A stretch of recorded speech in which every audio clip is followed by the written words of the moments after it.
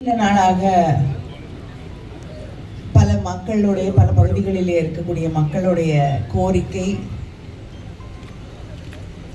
அது மட்டும் இல்லாமல் மக்கள் பிரதிநிதிகளுடைய கோரிக்கையை ஏற்றுக்கொண்டு நம்முடைய முதலமைச்சர் அவர்கள் இன்று தமிழ்நாடு முழுவதும் இருக்கக்கூடிய பல்வேறு பகுதிகளிலே மினி பஸ் சேவைகளை மறுபடியும் துவங்கி வைக்கக்கூடிய நிகழ்ச்சியை இன்று தஞ்சையிலிருந்து தொடங்கி வைக்க இருக்கிறார்கள். அந்த பகுதியின் நிகழ்ச்சியின் ஒரு பகுதியாக இன்று தூத்துக்குடியிலே 27 மினி பஸ்கள் இன்று தொடங்க இருக்கிறது.